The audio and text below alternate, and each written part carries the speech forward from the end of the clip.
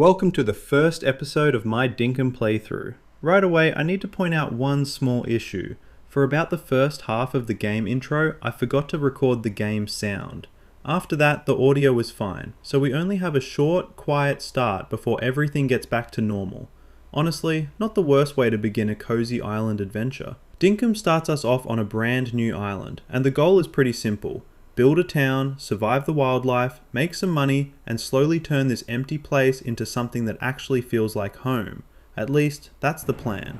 Knowing me, I'll probably get distracted by fruit, bugs, shells, and whatever animal decides I look easy to kill.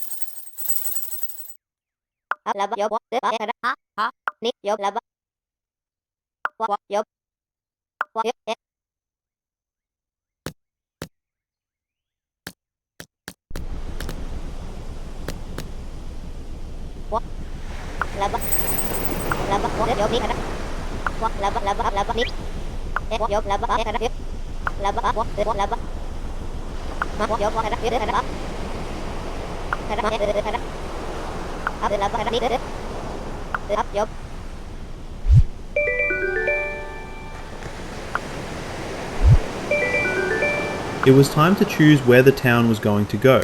This felt like a pretty important choice, because once the town starts growing, I do not want everything scattered all over the island. Before I could make that very serious town planning decision, I found this weird tower out here, and I have absolutely no idea what it does. It looks important, but also like something I'm definitely not qualified to mess with yet.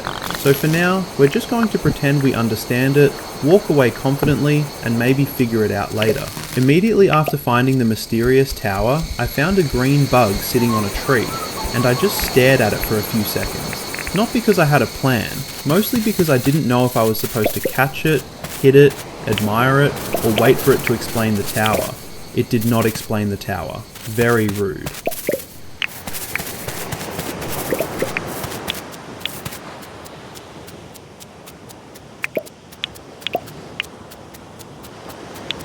After investigating the tower, judging a bug, I went back to the very official job of finding a place to build. So naturally, instead of making a quick, smart decision, I wandered off in a random direction. Not really toward anything, just confidently toward nowhere. Along the way, I kept picking up shells and grabbing green fruit from trees, because apparently my town planning strategy is based entirely on snacks and beach garbage. But somehow, this actually worked. After wandering around with no real plan, I came across a nice flat area that looked perfect for building. So, thanks to poor navigation and mild hoarding, we found our future town site.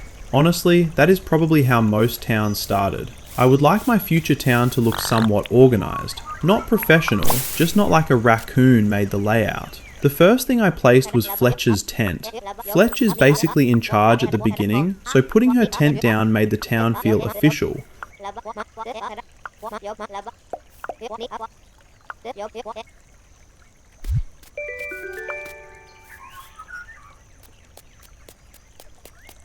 Then I placed my own tent nearby. At the time, this seemed like a perfectly fine place to live. Nice view, close to camp, peaceful little river behind the tent. Nothing suspicious about that at all. Definitely not the kind of place where crocodiles would be hanging out just out of sight. I'm sure that will never become a problem. And just like that, we had the beginning of a settlement. A very small settlement. 2 tents and a dream. After placing my tent, I went back and talked with Fletch again. That's when she told me about John the trader, who would be visiting the island.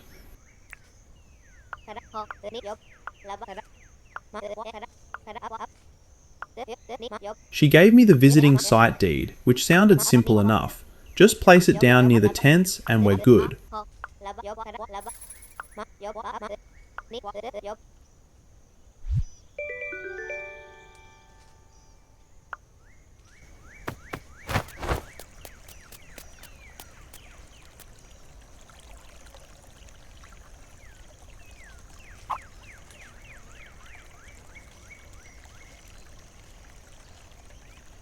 So naturally, I immediately found a way to mess it up. I was trying to line it up nicely with the front of Fletcher's tent, because apparently I care about town planning now, but I accidentally placed it one tile off, just enough to notice.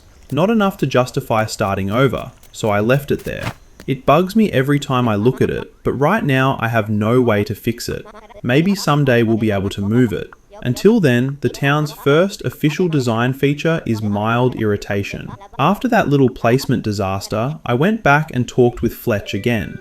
She gave me the Adventurer's Handbook and said something about it belonging to her father. I'm sure that was important. Unfortunately, my brain had already wandered off and was still thinking about the building being one tile wrong.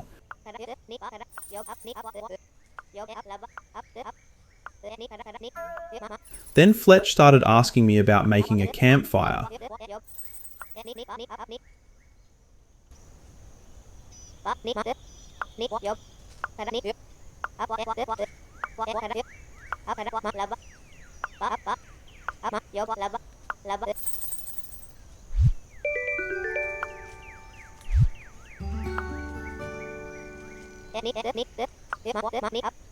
And after that, she gave me a bug net, which means we may finally have a solution for that green judgmental bug on the tree.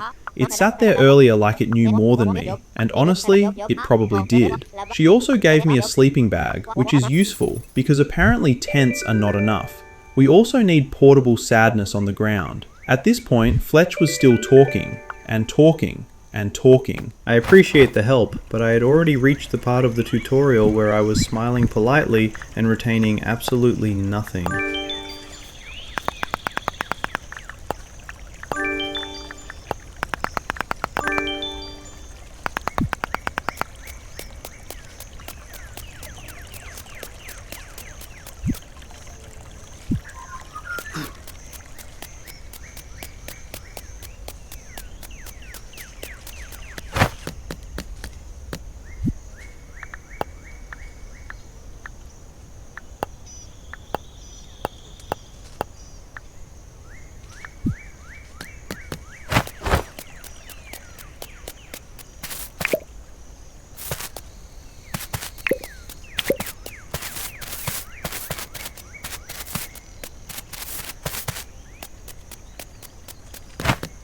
After that, I made a campfire, because apparently my early survival plan is going to be cooking fruit over an open flame, which sounds peaceful until you remember this is also the island with crocodiles.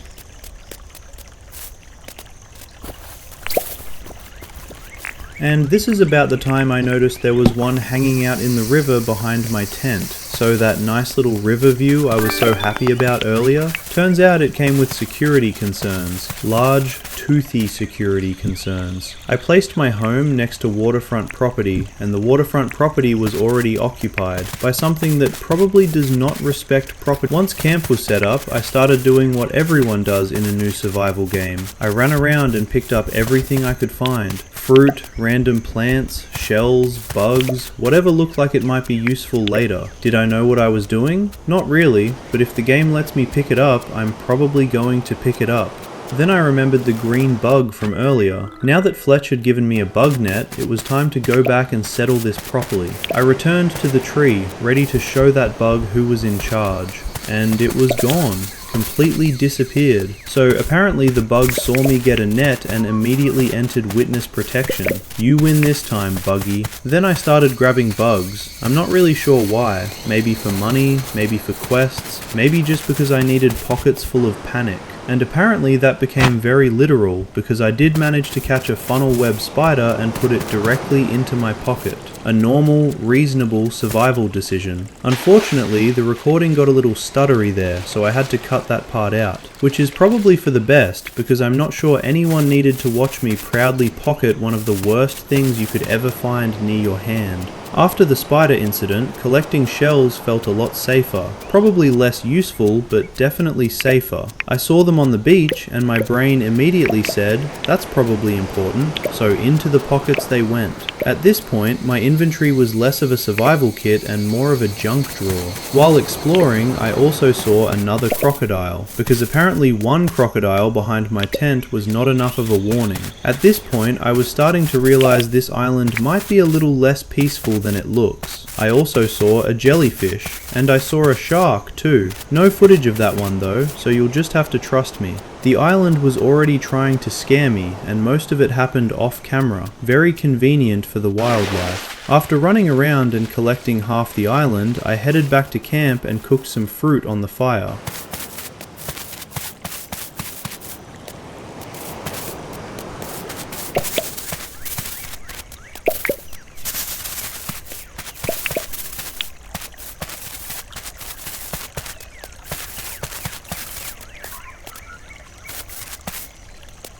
I made sure to face the river while I cooked, keeping an eye on my unfriendly neighbours, the crocodiles. It was not exactly a 5-star meal, but it worked. Nothing says survival like standing next to a tent, eating cooked fruit and pretending everything is under control. Once all the fruit was cooked, I decided to go to bed early. Tomorrow was probably going to be a long day of survival, and I wanted to be well rested for whatever bad decisions came next. So I went into my tent and placed down my sleeping bag, like a psycho, feet against the wall, head towards the door.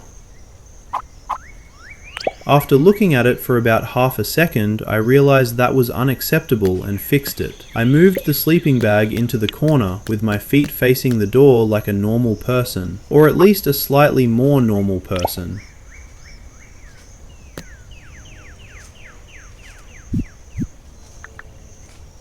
By the end of day 1, we had picked a location for the town, placed Fletcher's tent, placed my own tent, made a campfire, explored the area, collected some food, grabbed a bunch of random bugs and shells, stared at a bug like it owed me answers, and learned that the wildlife here is probably going to be a problem. Not a bad first day. Next time, we'll start getting licenses, buying tools, making money, and hopefully turning this little camp into an actual town. And maybe I'll even remember to record the game sound from the very beginning.